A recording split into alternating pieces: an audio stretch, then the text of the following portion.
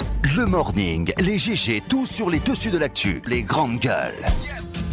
Parler beaucoup, manger l'argent, voyager beaucoup seulement, mais travailler beaucoup, créer des choses, emploi des jeunes, non, non, non. Les dirigeants africains, les dirigeants sont comme ça. Les grandes gueules. Bonjour à tous, merci de nous rejoindre dans cette émission. Nous sommes jeudi 31 octobre. Le plaisir de vous savoir très nombreux devant la lucarne joyeuse pour nous suivre à la télévision. Nous sommes en direct à la radio, vous nous écoutez tous les matins sur nos antennes régionales à Zérekouré, à Beila, à Yomu, mais aussi à Macenta. Vous nous écoutez là sur 99.7, la même fréquence du côté de Pita, mais aussi à l'Abbé Centre. Vous nous retrouvez également sur 99.7 à Bokeh Centre, à Kamsar et à Sangaredi, pourquoi pas. 99 en modulation des fréquences, c'est la fréquence de notre antenne. Là, du côté des Cancans à Farana dans le 140, vous nous recevez via Bamboo FM, notre média partenaire, alors que du côté de Kindia, c'est Kanyazik qui relaie cette émission. 4 mois s'offrent à vous pour interagir à nos sujets, à nos débats. GG au 8037 si vous êtes abonné Orange, ou le 657 39 13 13, le même numéro donc en WhatsApp, où vous avez également la possibilité de nous saisir via le www.espacefmguinée.info ou sur hashtag espacegg.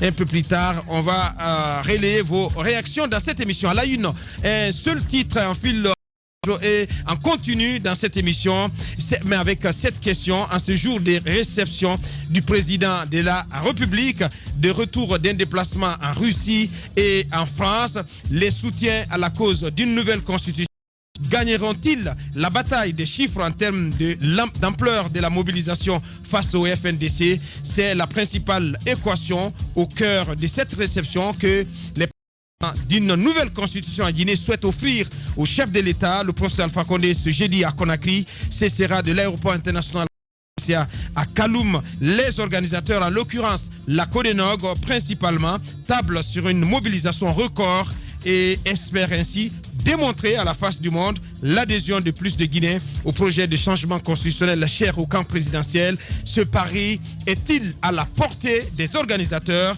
Quel bénéfice politique à tirer de cette réception?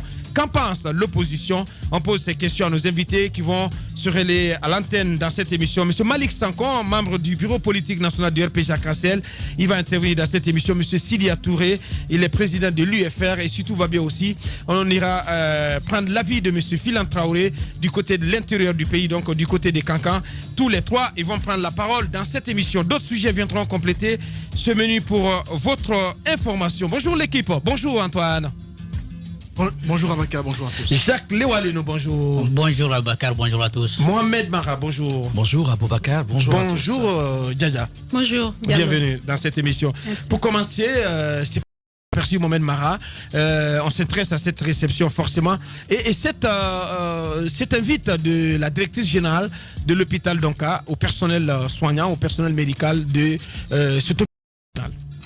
Elle n'est pas la seule. Il y a beaucoup de directions à Kaloum qui ont demandé à leur personnel de se déployer pour l'accueil du chef de l'État. Mais c'est très grave quand il s'agit du personnel soignant, Antoine. Abakar, Mais non, j'ai Antoine. dit qu'elle n'était pas la seule. Attendez que je suis d'accord. Elle n'est pas la Mais seule. son cas est très grave. Son cas est plus particulier parce que là on parle de santé publique, on parle de patients à Donka qui pourraient ne pas être pris en charge si le personnel soignant devait attendre aux abords des routes afin d'acclamer le passage du cortège présidentiel. Parce que dans le communiqué, je crois que c'est ce qui a été indiqué, on a demandé à ce que le personnel se mette le long des routes au passage du cortège présidentiel afin de pouvoir réserver l'accueil qu'il faut à Alpha Condé. A-t-on besoin de tout cela? Lorsqu'un président dans son pays est populaire, on n'a pas besoin d'intimer aux gens de l'accueillir. Quand le président il est populaire, mais c'est spontané. Quand il est de passage, les citoyens ne veulent pas se faire compter l'événement. Ils font en sorte d'y aller volontairement afin de participer à la réception d'un président. Ouais. Mais lorsqu'on demande de façon forcée à quelqu'un de réserver un accueil à un président, j'ai comme l'impression parce que la note circulaire, elle a l'allure d'une directive donnée aux travailleurs de l'hôpital. La popularité ne se force pas, elle se mérite.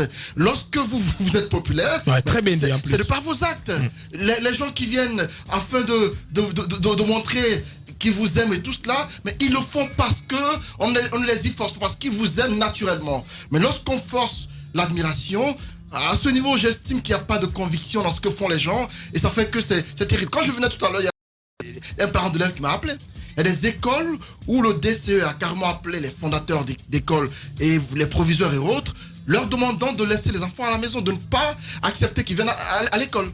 Lorsque l'école à ce niveau est impactée par l'arrivée du président, je me demande, est-ce que nos dirigeants sont conscients des actes qu'ils posent? Est-ce qu'ils sont conscients de ce qu'ils font réellement? Parce qu'à ce niveau-là, ça devient très sérieux et j'estime que c'est très grave. Allez-y, Jacques. Vous savez, c'est une actualité, si on doit la commenter avec beaucoup de sérieux, je me demande qu'est-ce qu'on a encore à dire. Parce que depuis quand on a senti cette idée du RPG Arc-en-Ciel de réserver au président de la République un tel accueil, on se posait bien des questions. Est-ce qu'une mobilisation pour dire qu'on est pour un changement de constitution devrait être liée forcément ou devrait être conditionné seulement par le retour au pays du président de la République? Maintenant, par rapport à la note circulaire de Fatou Sike, peut-être pour jouer un peu, je crois la circulaire aurait pu aussi dire aux malades de sortir. Parce que ce qui est dit, c'est au fait à Donka ils sortent pour voir le président passer. Pour que le président sache qu'il y a des médecins qui le soutiennent, qu'il y a un personnel soignant donc qui le soutiennent. Je crois qu'on pouvait aussi dire aux malades de sortir pour acclamer le président, parce que c'est quelque chose de très important. Jacques, non, sois un peu sérieux quand même. C'est le message. Mais j'ai commencé par dire que si on doit dire ça avec beaucoup plus de sérieux, c'est parce qu'on a encore à dire. Donc, il faut peut-être attendre que d'autres fassent des choses assez extraordinaires. Parce que pour la journée d'aujourd'hui, je crois il y a un autre pari que déjà le RPG Arc-en-Ciel a réussi. Le pari de la mobilisation, on peut attendre. Le pari de la paralysie de la ville, ça, le RPG l'a déjà gagné. Parce que depuis ce matin, il n'y a plus, il n'y a presque pas d'activité. La circulation est vraiment assez fluide. C'est comme le 24 octobre dernier. Donc les minibus. Non mais on a décidé, si on a décidé tout simplement, Jacques, que notre pays s'arrête. Oui, c'est ça. À cause de cette histoire de nouvelle constitution. On a fait le choix de s'arrêter. Mais ça ne travaille plus en Guinée. Le pays est à l'arrêt. C'est très grave. Dans l'administration déjà, soyons d'accord qu'il ne doit pas y avoir du travail. Il y a des menaces à peine voilées. Mais peut-être qu'on n'en aurait même pas besoin, parce que de toutes les façons, il y a des cas de l'administration qui voudraient vraiment sortir pour montrer au président qu'il l'aime et qu'il doit encore rester là pour qu'eux, ils soient dans l'administration et qu'ils continuent à bénéficier, n'est-ce pas, des avantages liés, n'est-ce pas, au pouvoir. Donc, ces minibus, je disais, peut-être que c'est un sacrifice, mais c'est vraiment un sacrifice, parce que la journée d'aujourd'hui, on la consacre à cette mobilisation. Non seulement le conducteur lui-même, il sort pour soutenir, mais il transporte avec lui un nombre important de Alain Mané, donc qui vont partir de la haute banlieue, parce que c'est au niveau de tous les ronds-points de Lansana. Il semble que des bus sont déjà stationnés à tous les ronds-points. À tous les ronds-points. En tout cas, quand vous faites le trajet de l'autoroute Fidel Castro, de Lansanaya, y compris sous notre immeuble, il y a des dizaines de minibus depuis la tannerie jusqu'à des dizaines de bus. Mais c'est un point d'embarquement. Je crois que ça fait partie de la stratégie de mobilisation. Ça fait partie de la stratégie de mobilisation. Donc les gens partent de tous les points d'embarquement habituels et je sais pas, il y a des listes qui sont disposées là. Je sais pas ce que ça veut dire de trop. On enregistre. Je sais pas si on enregistre les gens qui arrivent ou on enregistre c'est pas les conducteurs. En tout cas, il y a les listes de présence. Donc on procède, n'est-ce pas, à l'appel, et des gens qui arrives. On procède à l'appel. Bon, oui, j'ai vu comme ça un papier avec un monsieur qui se promenait et qui indiquait à chaque conducteur où il fallait, n'est-ce pas, stationner. Bon, c'est quelque chose qu'on a vu quand même. Le pari de la mobilisation, on va attendre donc, parce que je ne sais pas trop à quelle heure le président arrive, donc me disent c'est à 16h. Donc on parle de 11h. En tout cas, sur la lettre d'information, sur la lettre d'information qui est adressée aux 4 mairies qui seront traversées par cette réception, qui seront concernées par cette réception, il est indiqué que la mobilisation commence à 11h et qu'elle s'achève à 15h. Qu'elle s'achève à 15h. Donc le président peut-être devrait venir vers la fin de la mobilisation, parce que je vois mal le président venir à 11h et passer toute la journée avec les gens là-bas. C'est pourquoi on a oublier quand même qu'il y a un long trajet à faire de l'aéroport à Kaloum. Oui, et puis il y a un concert qui est prévu sur place. Oui, bien sûr. Il y a un concert qui est prévu sur place. Les artistes... Vous avez vu le podium à l'aéroport? Les artistes devraient s'y produire. Il y a quand même une organisation. Je crois que... J'espère que Titienne Dja sera invité, parce que moi j'ai envie d'aller me trémousser un peu. Papa Koli ne blaguait pas hier quand il disait qu'ils se sont investis financièrement pour réussir cette mobilisation. Il a un excédent budgétaire. Oui, excédent budgétaire. Mais je vais vous dire, chers amis, mais l'annonce de cet excédent budgétaire, ça n'a pas fait sourire. Parce que certainement, il y avait beaucoup de caïmans qui voulaient mettre le grappin sur l'excédent budgétaire. Mais oui, mais qui vous dit... pourquoi pas? Vous connaissez L'argent est venu d'où? C'est les contributions individuelles. Oui, contributions individuelles. Ça, c'est sérieux alors. Si on est à mesure... On à ce qui nous a été servi. Oui, mais quand même, il faut pouvoir vérifier tout ça. Les gens sont capables de mobiliser combien de milliards pour ne serait-ce qu'une simple journée d'accueil du président de la République. Je trouve que nous avons suffisamment d'argent dans ce pays et que chaque Alam Mané pourrait faire un sacrifice un peu plus après cette réception pour bâtir ne serait-ce que dans son quartier une petite école, un établissement de santé, parce que c'est allé très rapidement. C'est-à-dire on dit l'argent n'a qu'à sortir et puis c'est sorti comme ça. Ça coule à flot. Ça coule à flot des milliards pour prouver au président qu'on est là. Je crois si on prouvait à chacun de nos compatriotes qu'on l'aimait en lui donnant accès à la santé de qualité, en lui donnant accès à l'eau, je crois que on allait bouger. Service au pays. Allez-y, Madame Yoro. Non, mais pour en revenir, pour parler de la décision de Madame Fatou Siké, moi, l'inquiétude à ce niveau, c'est quand on demande au personnel médical de sortir, par exemple, pour accueillir le chef de l'État. Est-ce qu'on a pris, par exemple, le temps? Est-ce qu'on a pris le temps de prendre des dispositions à l'interne pour que tout le monde ne puisse pas sortir? Moi, c'est la question que je me pose. Parce qu'au moment où peut-être le président passera, il y aura des personnes qui seront dans le besoin d'être consultées par un médecin ou bien d'être suivies ou de subir une intervention chirurgicale. Je pense un peu à ça. Et c'est ça le problème, en quelque sorte, quand on met le plus souvent, quand on met des militants à la tête de certaines structures aussi importantes que cela. Moi, je ne trouve pas d'inconvénient à ce que les médecins viennent accueillir. Mais est-ce qu'on a pris des dispositions à l'interne pour qu'il n'y ait pas de rupture, pour que quelqu'un ne meure pas, de rupture de service, pour que quelqu'un ne meure pas pendant que des médecins sont sortis pour regarder le chef de l'État passer. Et Jacques parlait de menaces à peine voilées. Les menaces ne sont pas voilées. Quand dans des services, on nous a envoyé des listes qu'on a présentées aux gens, ils sont obligés de venir s'inscrire pour aller participer à l'accueil du chef de l'État. C'est là que je me pose la question de la participation volontaire à une structure, à une organisation, qu'elle soit politique ou sociale ou humanitaire. Je me dis que si vous voulez être sûr de l'amour que les gens vous portent, ne mettez pas de l'argent. Et le plus souvent, c'est ce qu'on a remarqué, par exemple, aujourd'hui, vous avez vu devant Espace, il y a des multitudes de bus qui sont garés là, des gens qui viennent avec des listes à qui on donne de l'argent. Est-ce que c'est cela le volontariat? Où est la conviction? Les gens viennent pour l'argent ou bien ils viennent par amour pour le chef de l'État? Il n'y a pas de problème, il n'y a aucun problème à ce qu'on accueille le président, c'est tout à fait normal. Si on suppose que oui, on a besoin d'exprimer toujours son soutien au chef de l'État, mais c'est la manière de le faire. Cette ouverture spontanée des gens qui donnent de l'argent, on parle d'1,5 milliard. Hier, je crois, c'est de cela que le ministre Papa Koli parlait. Des gens comme ça, je pense qu'on a besoin de manifester ce genre de situation, comme Jacques le disait, par exemple, pour construire les écoles. Ici, parfois, vous appelez à des cas d'SOS. On a fait ça une multitude de fois ici à la radio. Personne ne se manifeste. Ici, juste pour l'accueil du président de la République, en une journée, vous avez des gens... c'est leur conviction, c'est leur façon de voir les choses. Mais j'aimerais appeler les Guinéens à plus d'humanisme, qu'on ouvre plus nos cœurs pour des questions plus sérieuses. Je ne dis pas que l'accueil du chef de l'État n'est pas sérieux, c'est sérieux, mais qu'on montre plus de sérieux par rapport à d'autres questions, par rapport à certaines situations qui nous interpellent dans ce pays, mais qu'on ne montre pas cette hypocrisie que nous servent les gens. Vous verrez que plusieurs personnes qui ont contribué pensent à leur intérêt.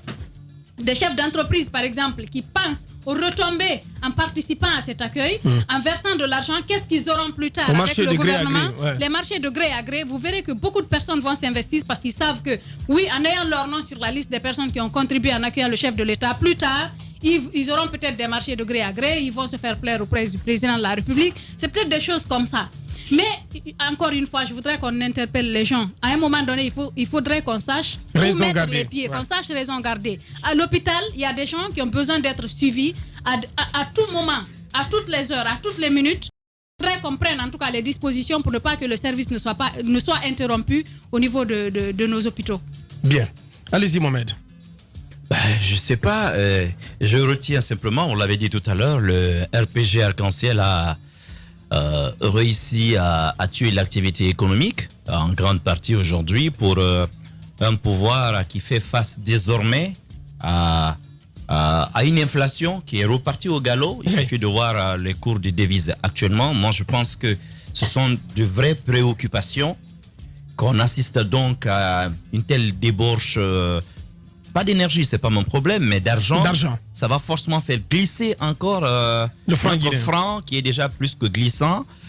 Et puis, or, ça, c'est pas l'opposition qui provoque ça. Ça, c'est quand même la mouvance qui dit tuons l'activité économique. C'est quand même assez bizarre.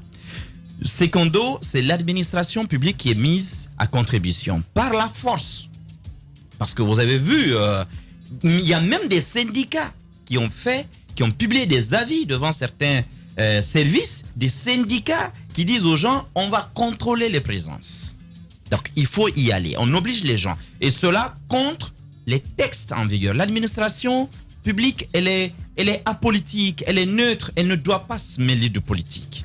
J'aurais compris qu'un ministre, oui, y a. Et d'ailleurs, hier, Papa Collé disait que c'est le protocole d'État qui l'organisait, vous vous rappelez. Cela m'a vraiment fait sourire parce que le protocole va s'occuper du président de la République, de l'arrivée des ministres, en fait des officiels sur le tarmac jusqu'à son départ et à ses retours. Il n'a rien à faire avec les mouvements de foule. Il y a un troisième niveau, c'est l'aspect sécuritaire. Il l'a botté en touche, mais c'est ce même régime qui nous dit qu'il y a en ce moment des centaines de gens non identifiés, ressortissants de pays limitrophes ou d'ailleurs, et qui sont en Guinée pour des buts inavoués. Ils sont allés plus loin jusqu'à nous dire qu'il s'agit de rebelles. Et dans un tel climat, vous fermez tout, vous drainez du monde. Vous mettez des dizaines de bus à la disposition des gens pour les drainer. Je trouve que ce n'est pas très sérieux. Et puis, il y a la question, quatrièmement, il y a la question des écoles. Il y a la question des écoles. J'aurais bien voulu entendre aujourd'hui l'APAE, la fameuse association des parents et amis de l'école. Parce que leur démagogie est en train de les rattraper. Lorsque c'est l'opposition qui dit, bon, nous allons manifester, on va faire un sitting, un meeting ou une marche, ils disent, non, pensez à nos enfants. Mais sauf que là, on est en train de fermer des écoles, et là où elles ne sont pas fermées, on est en train de dire, il faut mobiliser tout le monde à y aller. On ne les entend pas. Je pense que cela doit eux-mêmes fouetter un peu leur conscience. 5, c'est ce personnel médical. Le personnel médical ne peut pas... On ne peut pas le déplacer pour des choses pareilles. On oublie déjà que l'hôpital Donka a de sérieux problèmes de fonctionnement actuellement. Puisque l'hôpital est délocalisé dans un camp militaire et dans des bâtiments dispatchés ci et là. Donc c'est déjà compliqué de gérer déjà le quotidien de ces services-là. Au moment. Voilà pourquoi dans beaucoup de pays d'ailleurs, les médecins ne gèrent pas les hôpitaux publics. Observez un hôpital national ou un CHU n'est pas géré forcément par un médecin, c'est géré par des structures spécialisées. C'est de vrais gestionnaires de carrière. Et aujourd'hui, quand on sait que l'hôpital qui va nous être offert du côté de Donka va être un fleuron dans la sous-région, où tout va être pratiquement automatisé, j'ai peur de voir Madame Maquillage à la tête d'un tel hospice parce que... C'est qui Madame Maquillage? Ne mettons pas. Ne diluez pas mon discours. On se calme, on se calme. Vous ne diluez pas mon discours parce que vouloir mobiliser les médecins, les infirmiers, tout le monde, aller au bord de l'autoroute et elle précise, à côté de la morgue. Ça veut tout dire. Hier, Zachary parlait ici de la mort de la conscience du Guinéen. Et c'est quand même intéressant que la directrice générale de cet hôpital demande à son personnel d'aller côté de la morgue. Ça veut tout dire. Une morgue qui a été réquisitionnée par l'État. Figurez-vous qu'il n'appartenait pas à l'État. En fait, où la chambre froide, je vais être précis, n'appartenait même pas à l'État. Du côté des Niasdine, on m'apprend que la chambre froide est une œuvre personnelle du professeur Hassan qu'il a achetée. Donc, aujourd'hui, parce que lui, il a besoin de travail et l'État n'en a pas. Alors, vous vous rappelez la colère noire de Dadis Camara ici, au décès du général Conté, tous les problèmes qui se sont passés autour de la dépouille du général, parce qu'il n'y a même pas une chambre froide appropriée. Dis non, ouais. Et 10 ans après... La chambre froide à Ignace Dine, c'est plutôt l'œuvre de KPC qui l'a offert. Non, la morgue. Ah, la morgue. Ça, c'est la morgue. C'est différent de la chambre froide. C'est différent. De côté de Donka, ça a été réquisitionné par l'État. Alors, dans un tel pays, avec tous ces soucis, madame n'a pas le temps de s'occuper là-bas d'une femme qui souffre de cancer des seins, n'a pas le temps dans un hôpital où des bébés meurent parce que parfois il y a faute d'électricité la nuit et que les couveuses n'ont pas fonctionné. Quel est ce temps-là? Je dis d'accord, mais pardon. Lorsque cet hôpital sera prêt, recruter, s'il vous plaît, des structures spécialisées à l'international, parce que nous aussi, on en a marre d'aller... Combien d'entre nous peuvent aller à serait-ce qu'à Dakar pour se faire soigner? C'est pas sérieux. Donc, je pense que ce à quoi on est en train d'assister, et c'est mon propos de la fin, le RPG s'est loupé dans cette mobilisation. Merci, mon On est en train de présenter Alpha Condé, non pas comme président de la République, mais comme président d'un parti politique. Effectivement. Lui-même, parce que si... J'aurais compris qu'ils fassent une démonstration de force, de foule, c'est leur droit. Comme ça, ils pourraient peut-être montrer au président que leur projet aussi est soutenu par une frange de la population. Il fallait pas présider par le président. Il fallait pas impliquer le chef de l'État. C'est ce qu'on disait hier. Ce n'est plus le président qui est accueilli aujourd'hui, c'est le président du RPG. Et là, à mon avis, c'est quand même dommage. Allez-y, Jacques. Bonne arrivée. Bonjour. Bonjour. Ouais. Moi, franchement, j'ai envie qu'on rie tous ce matin. Un peu de sourire pour chacun. Les gars... Ça déride, ouais. Non, mais ça déride, Tamba, oui. Moi, j'ai envie. Les motels, les hôtels, les cimetières, on va tout fermer, tout le monde ira là-bas. Vous savez, bien. Allez-y. Vous savez, quand vous atteignez un certain niveau, c'est pas votre colère là qui va changer les choses. Rions un peu dans ce studio ce matin. Je veux qu'on rit, Mohamed Mara. Oui, il faut rire ce matin. Non, attends, un peu de sérieux quand même. Non, je suis très sérieux. Oui, je sais que tu es très sérieux. Albert Einstein, face à la situation du monde, il a dit « J'apprends à voir le monde avec humour ». Parce que c'était tellement déchiré, tellement... Donc, il faut rire parfois. Et ça permet de garder cette humanité. Vous êtes en train de dire... Bon, permettez que je parle vraiment banalement. Le président de la République, il est combien? Il est combien? Il est un. Ouais. Qui soutient la mobilisation? C'est pas les Guinéens? Qui reçoit de l'argent? Non, permets. Non, c'est subtilité, non, je préfère aller. C'est les Guinéens qui soutiennent ça. Qui va prendre 50 000, 25 000? J'ai vu cette vidéo qui circule, où ils se cognent même pour gagner un peu. Ils prennent. C'est nous. Mais je l'ai dit un jour, le prince est fort de quoi? De la faiblesse de ces sujets. C'est ce qui est en train de se passer. Mais il faut quand même souligner que cette histoire de troisième mandat, au-delà des aspects où on a forcé des gens, il y a des gens qui en veulent. Il y a des gens qui en veulent et qui sont prêts à le faire. On le lit tous les jours sur les réseaux sociaux. Il y a des gens qui se mobilisent pour ça. Ce qui m'a conduit à cette réflexion, c'est tout ce bruit que vous entendez, c'est une histoire de sous. Avant même cette mobilisation, c'est toujours une histoire de sous. Parce que quand le pouvoir change de main, il change de poche. Voici la situation qui est devant nous. Et puis, on s'indigne que les gens soient en train de se... Mais pourquoi est-ce que Fatou Siké ne va pas faire ce qu'elle a fait? On a nommé des militants dans l'âme, partout dans les bureaux. Combien de fois ça a été critiqué? Parfois, on s'indigne de on se questionne même sur la qualité de celui qui est nommé. Ça, c'est une autre vérité. Et puis, Mohamed Mara qui dit, non, on n'aurait pas dû... Finalement, c'est le président du RPG. Mais ça a toujours été le président du RPG. On l'a toujours dit. Il n'y a rien de nouveau dans ça. Il n'y a rien de nouveau. Ce qui est en train de se faire, c'est l'accomplissement de ce qui a toujours été. Rions-en. Tamba. Il faut en rire, parce qu'il n'y a pas d'autre issue. C'est ce qui est en train de se faire. Allez-y, Jacques, pour clore. Oui, et j'ai commencé par le dire, c'est de la comédie tout ça. On va finir avec la journée d'aujourd'hui. Et puisque de l'autre côté, parce que c'est ce que je disais la dernière fois, j'ai dit le risque c'est d'assister à une période de manifestation sans arrêt. Ouais, continue. Donc, continue. Ouais. C'est quoi on va être amené à assister, hein, en tout cas tout le long du mois de novembre à venir. On va finir donc avec cette réception du président de la République. Et la semaine prochaine, le FNDC va manifester. Et peut-être que le RPG va encore dire, ou je ne sais pas si c'est la Codenok ou le RPG Arc-en-Ciel. La Codenok. La Codenok. J'ai entendu que la Codenok va s'aligner sur le jeudi. Ah ben la Codenok. La Codenok. C'est pas officiel. Nous on sait qui mobilise. Donc le lundi au FNDC, le jeudi à la Codenok. Non, laissez-moi dire le jeudi. Et comme ça le pays est bien servi. Au RPG Arc-en-Ciel. Donc si le RPG Arc-en-Ciel opte pour une journée de manifestation dans la semaine, on arrête de travailler. Maintenant, on est en train de dire aussi au président, écoutez, cette question, il faut que ça soit réglé par un référendum. Donc, on veut qu'on aille au référendum.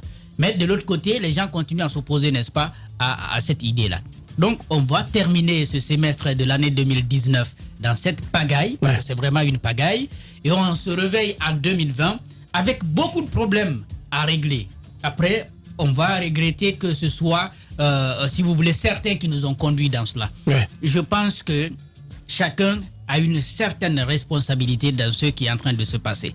Et le premier responsable, on le dit encore, c'est le RPG qui est en train de nous fatiguer avec des mots qui sont utilisés. Parce que si vous dialoguez, si vous posez des questions à certains activistes de ce parti politique, on vous dit qu'on ne va pas jeter cette constitution qui est là. La dernière fois encore, j'ai eu un échange avec Souleymane Keïta. Il m'a dit, il n'est pas question de mettre cette constitution-là dans la poubelle. Il s'agit de retoucher à certains articles.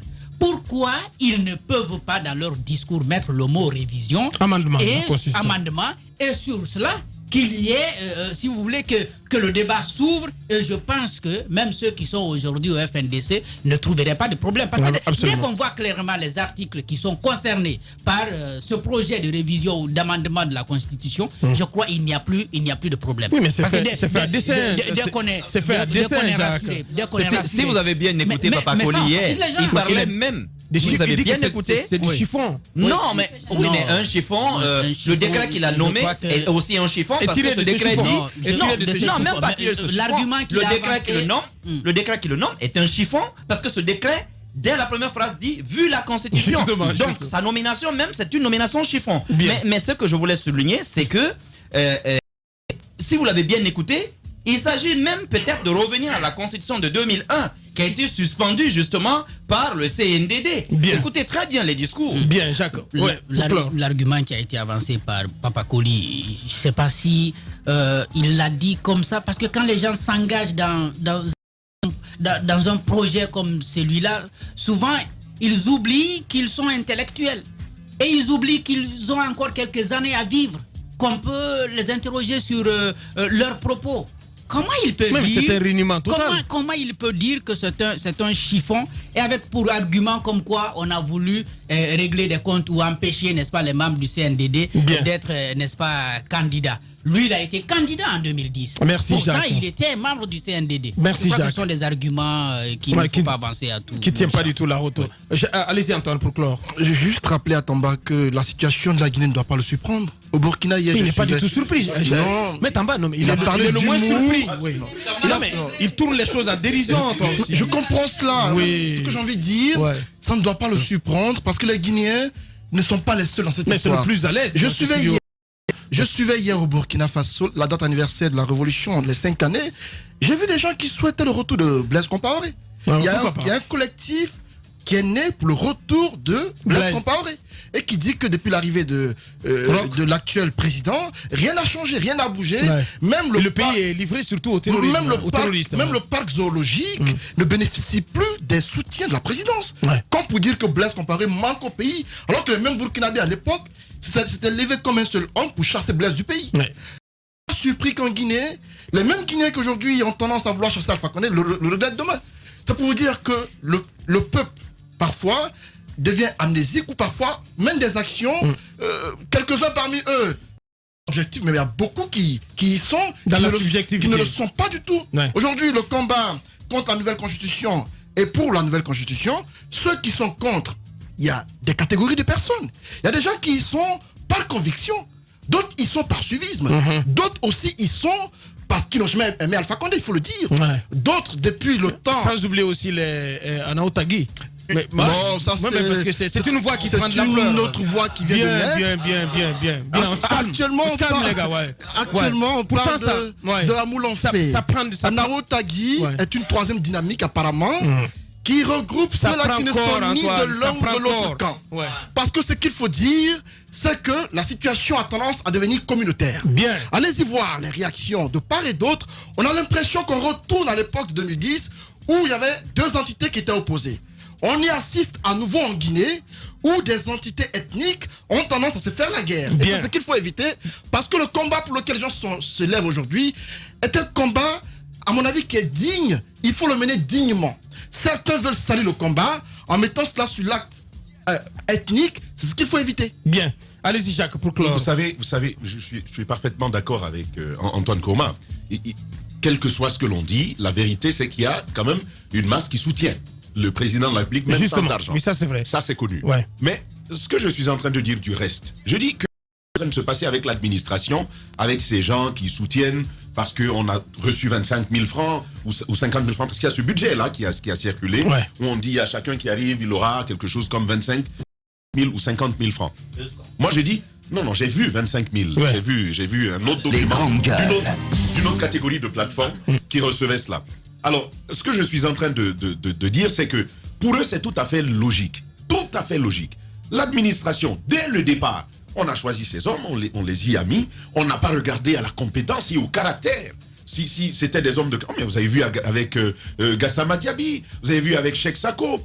Il y a d'autres jeunes ici qui se sont démarqués, qui ont osé se lever contre la personne du président de la République. Ils en ont subi tout le courroux. Ça, c'est une autre réalité. Mais moi, je dis à tout le reste, ce qui est en train de se passer, ce qui se passe là, c'est tellement logique que moi, je ne leur ferai pas le plaisir de ma colère. Je vais observer, mais je vais en rire. Parce qu'il n'y a rien d'autre que je puisse dire de cette situation, tellement elle est absurde. Bien. Vous êtes au pays d'Alpha Condé, donc, qui est attendu dans la journée et à qui donc ses soutiens veulent réserver un accueil grandiose. Radio Espace, les grandes gueules. Leur spécialité, c'est la démesure totale. Tant qu'ils ne changeront pas, nous ne changerons pas non plus. Les grandes gueules, à suivre tous les jours sur la radio d'opinion. Radio Espace.